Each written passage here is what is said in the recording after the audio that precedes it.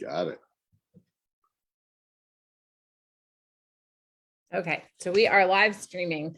We're back in this 1 o'clock hour with Jeff Burns, a longtime board member of the Truck Safety Coalition.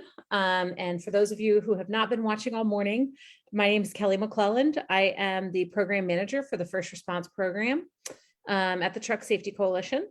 Have had the pleasure of knowing Jeff for 11 years since my family had the misfortune of being affected by a truck crash. But Jeff has been an awesome resource to us and to many others over his years of involvement, and his commitment to truck safety and supporting victims is really admirable. So Jeff's going to share with us his story of how the Truck Safety Coalition has changed his life. So take it away. Hello. As she said, I'm Jeff Burns. I am not a truck crash victim. I'm a truck crash lawyer, but I haven't always been one. I understand that you've been hearing how the Truck Safety Coalition changes people's lives and the good work that they do. Well, I've been working on truck safety issues for right at 30 years, and I can tell you that I've seen how it changes and helps and improves people's lives hundreds of times, dozens and hundreds of times. I'm going to give you a really brief example of one that I think exemplifies what we see time and time again. Every other year, we have a conference called Sorrow to Strength. It's where victims come from around the country, and they come together and they meet each other, and they feel like, they know that they're not alone. People really understand what's going on with them. And we help them with the current issues that are facing safety issues in the trucking area. And we teach them how to talk to their legislators about those issues and how to try to improve the laws with the legislatures and the regulators. And one year I was assigned to help a lady who had just lost her daughter only 6 months before. And my assignment was to make sure she could find her congresspeople's office and her senator's office and help her with any questions that she had. And we were on Capitol Hill, and we were having lunch in the basement of one of the congressional office buildings, the Rayburn building. And I just met her. So she was telling me about her crash, and oh my gosh, all of these crashes are horrible. But she had lost her daughter only 6 months before. And she was telling me, and she was crying and I was crying. And I said, "You're so brave to be here. How can you do this only 6 months after your daughter died?" She said, "Oh no." She said, No, Jeff. This is the first day since my daughter was killed that I haven't felt completely helpless. And this is the kind of thing that we see over and over. It really is the comfort, sorrow to strength. By giving people a voice, they help find meaning, trying to make some sense out of a senseless situation. So it happens. It happens for so many people. And these people who are part of the Truck Safety Coalition are all such wonderful people. Somehow the trucks find the best people and the best families to kill. And I don't know how they do it, but maybe it's just those that pick to work with the Truck Safety Coalition are the special ones. But anyway, before I get to tell you about how this has changed my life, I have a confession to make. 30 years ago, I was a defense lawyer. I worked for a big defense firm with offices all over the country, in fact, all over the world. And we worked for big corporations, and we defended them in personal injury cases. We also did tax work and corporate work, but our main business was defense of injury and death cases. And that's what I did. My job was to prove either our corporate defendant was not really liable. Their people weren't negligent, their product wasn't defective. And if we couldn't do that, My second job was to prove that the damages weren't as bad as the plaintiff was thought they were. Well, one of our corporate clients had a manager who lost his daughter and granddaughter in a truck crash, and his niece was injured also, but in the crash. But these three people were killed: his daughter and granddaughter, by a truck driver who fell asleep at the wheel, went off the road, and hit their car. It was parked on the shoulder because their car had broken down. And I knew that that was an important case, and I was hired to represent him. Got permission from the firm to do that, which I had to get because we were primarily a defense firm. And I learned as much as I could. I dove into the issues, and what I found scared me, and it should scare you. It opened my eyes to how dangerous the trucking industry can be. There are good trucking companies. There are wonderful people involved in the trucking industry, but not a whole bunch of them have profit as their sole guidance, and they aren't focusing on safety. Between 12 and 15 people are killed each day still in truck crashes, and that's an increase over the last decade of, I think, 40%. And hundreds of thousands of people are injured every year, 5,000 people killed. So it's a huge problem. It's still a huge problem, and we continue to work on it. My primary issue is driver fatigue, but there are many issues, as you will learn. The problem isn't with the drivers. Most of these drivers are salt of the earth people. I take their depositions, and no driver got up that morning and said, you know what, I'm going to kill somebody today. None of them did. It's an industry. The problem is inherent in the industry. The problem is inherent in the industry. When I took that driver's deposition in that first case where he had fallen asleep at the wheel, we learned before his depo, because we did dive into it. We put ads in papers, tried to find witnesses. We learned that he had been weaving for 80 miles in and out of his lane, onto the shoulder, into the other lane. He had run a car off the road 70 miles before he crashed. And at one point, he actually got off the road on an exit. And we could know that from the information from his truck. So I was asking him about that. And I said, what did you do when you got off? He said, well, I knew I was getting tired and I was weaving, so I got off the road. What did you do? Because we saw that he was only there for less than 5 minutes. He said, I got out of my truck, walked around the truck, got back in, rolled the window down, turned up the radio, and continued. And I said, I said, you were hauling equipment. He was hauling bobcats, basically some people call them skid loaders, but small bobcats. He was hauling a load of equipment. I said, you weren't hauling lettuce or meat or anything that could spoil. Why didn't you just take a 30-minute nap? And his answer was money. I said, excuse me? He said, if the wheels aren't turning, nobody's earning. I was flabbergasted. But what I've learned since then is every driver says that. That is a mantra in the trucking industry. If the wheels aren't turning, nobody's earning. So they are focused on driving as fast as they can and far as they can to drop a load, pick up the load, and get on the road. That's what they believe they are hired to do, and they aren't taught or trained to operate safely, because if the driver called up and said, you know what, I'm going to be half an hour late on this load of skid loaders, that's half an hour where that equipment is sitting, and the trucking companies don't like that. So We've found drivers that have said when they've refused to work because they're too tired, they said, oh, we thought you were our go-to guy. Well, okay, take your nap, but you know what? I'm not sure when you're going to get your next load.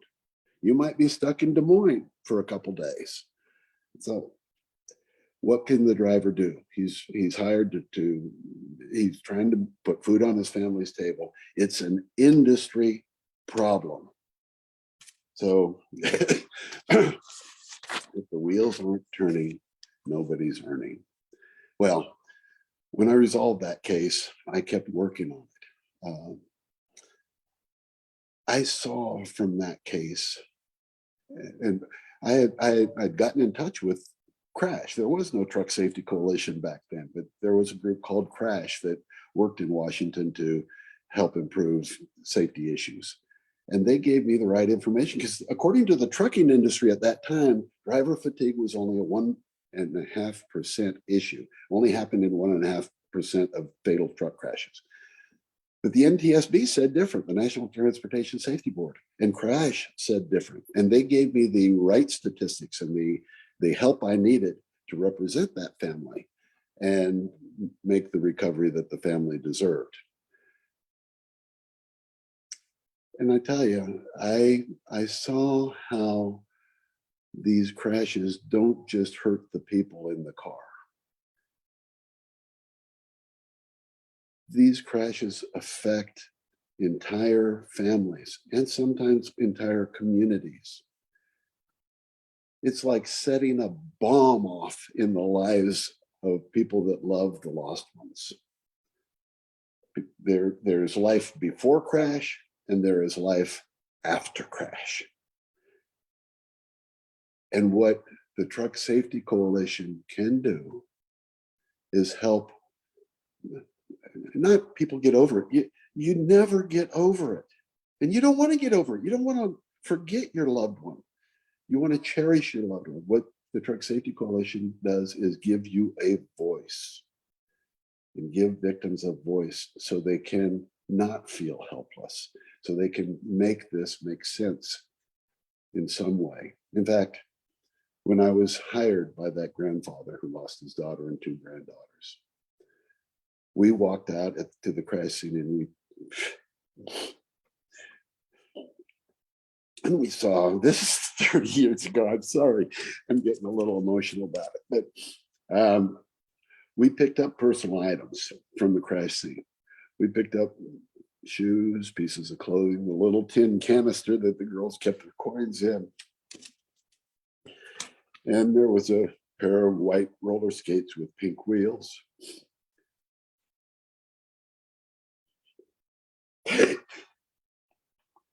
I'm sorry.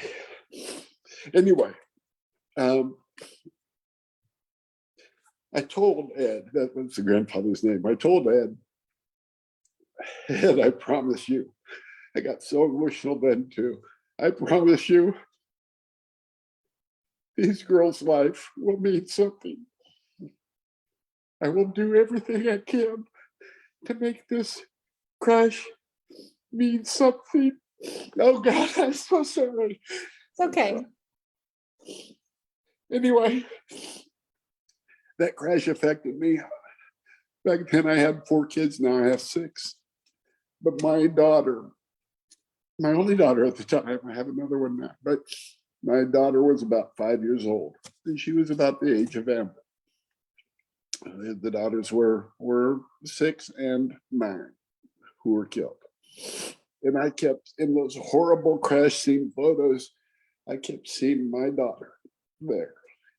And if you're not scared, if you should be scared, because these people weren't doing anything wrong. Their lives were gone in an instant because somebody said, if the wheels aren't turning, nobody's earning. Well, I didn't want it to happen to my family, so I just kept working on the issues. I kept learning, and it kept happening that nobody's safe. There was an early study that 1 in 5 commercial drivers admit to falling asleep at the wheel in the past 30 days. 1 in 5. Over the road drivers, there's also a survey that showed that over the road drivers can work an average of 40 hours that they don't get paid for because they're paid by the mile. So all the time they're stopped loading or unloading or waiting to load or unload, they aren't paid. They're paid by the mile. Most over the road drivers are paid by the mile. So every slowdown, every time they have to wait, every time there's a crash that slows traffic or construction zone where they drive slow, they're losing money. So they want to drive as fast and as far as they can. And unfortunately, they continue to violate the hours of service rules. Well, we fight the industry tooth and nail on many issues. We now have electronic logging devices to make it harder for drivers to cheat on their logs. We now have retroreflective taping that Jennifer Tierney, one of my great friends now, her father was killed in an underride crash. She got that. She was essentially the impetus behind the retroreflective tape that you see on trucks. So let me step back a minute. After that crash, I was waving the fatigue flag. I was doing everything I could to raise the public awareness about fatigue. And then in October of 1993, there was a crash in Maine that killed Steve and Daphne Iser's son, Jeff Iser, and 3 girls who were in his car, and another girl was injured. And I got a call from Daphne, and she said, I understand that you know quite a bit about driver fatigue. We are starting an organization called Parents Against Tired Truckers. Can you help us learn? And that was the beginning of a long and beautiful relationship with Steve Iser, Daphne Iser, Russ Swift, and the whole PAT board, Parents Against Tired Truckers. So we're working hand in hand. Crash was an organization, PAT was an organization, and then something happened called 9/11. 9/11, on September 11, 2001, the world changed. And unfortunately, a side effect that not many people know about is that in this age of uncertainty, this time of uncertainty, donations dropped. Donations to nonprofits dropped because people didn't know what was going to happen. And so Crash and Pat faced basically not being able to operate. What they decided to do is to join together to eliminate duplication of expenses. And they worked together and they formed the Truck Safety Coalition. That's how the Truck Safety Coalition came to be. And we've been fighting for truck safety as a coalition ever since then. Well, folks, we have a new attack on our country. It's not from a terrorist, it's from disease. COVID-19 and the Delta variant, and now the Omicron variant. Once again, people are unsure in these uncertain times what's going to happen. And we found that the donations could be better. We understand uncertainty, but now more than ever, efforts are needed for truck safety. We have more trucks on the road now than ever. And you know what's even more frightening? More commercial trucks are on our neighborhood streets than ever. And that trend is expected to increase. With all the online ordering, we have commercial trucks, the Prime and Amazon and UPS and FedEx. All these trucks are essentially invading our neighborhoods where your children play. And this year was a good example of why the Truck Safety Coalition is so important. We fought for a bill to include automatic braking technology in all vehicles, cars and all trucks. The trucking industry pushed back. They knew that they were going to get it. They couldn't fight against exempting all trucks because the technology is good and it's there. And most cars, a lot of cars already have it. A lot of trucks already have it. But they were able to fight against our push for automatic braking, automatic AEB, automatic, what is it? Automatic emergency braking. That's automatic emergency braking. So the truck won't let you hit people, or if you're going too fast, it will mitigate the crash. So the trucking industry said, we're going to exempt class 3 through 6. So the smaller than 3 is going to have, and larger than 6 is going to have. So the biggest semis are going to have automatic emergency braking. But the cars that are traveling down your street, I mean, the commercial trucks that are traveling down your street, because of the industry efforts, will not have them now. We are fighting to get that overturned and reversed, and we hope to be successful with that, and eventually we will be. That technology exists. That technology works. But the trucking industry continues to fight that. They fight to have teenage drivers be allowed to drive the largest trucks from coast to coast.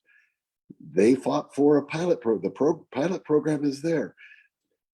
We know, statistics show that 18-year-olds, 18 to, now you have to be 21 to drive a commercial truck interstate.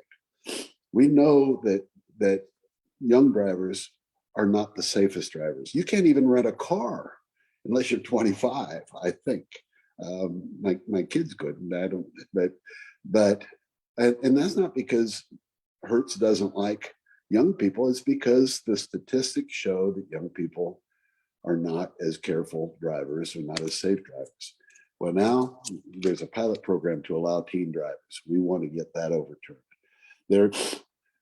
We want other technology put in trucks. Trucks could be a lot safer. There could be dash cams. There could be real-time telematics that help monitor dangerous driving behaviors. The trucking industry continues to fight for exemptions in the number of hours that drivers are allowed to drive. They want to be able to tell that driver, get back on the road or you're fired. Well, there's more trucks, and more trucks are driving on more roads. Truck Safety Coalition is a good steward of your donations. We only have 3 paid full-time staff who direct the work of many, many volunteers. It's volunteer driven. And most of those volunteers are truck crash victims or family members who've lost somebody, or people who have been catastrophically injured. This is a David versus Goliath fight. The trucking industry spends about $60 million a year to fight for legislation and regulations that go their way, that place profits over safety. We can use much smaller resources, but we do need resources. We can't operate without funding. You need it. You need the country needs people fighting for truck safety and giving these victims a voice and helping to turn their sorrow to strength. Please make the donation that you can. Thank you for listening. Stay safe out there. Be careful. Thank you so much, Jeff. That was informative and moving. We really appreciate you getting on here and sharing with us that story and all that information. And I have to say, Jeff is a wealth of knowledge. All of our longtime board members are a wealth of knowledge, who have just been at this fight for decades, and they know the ins and outs of the legislative process and of specific trucking legislation. And if you are watching this and you have experienced a truck crash, yourself or in your family, please reach out to us. We have the resources. We have the people who know everything you could possibly need to know. There's a ton of resources on our website, trucksafety.org. And if you can find it in your heart, please make a donation. Thank you so much, Jeff. And we'll be back at 2. And I think it'll just be me at 2, sharing my story and sharing about the first response program. So again, thank you so much, Jeff. And I'll see you all later.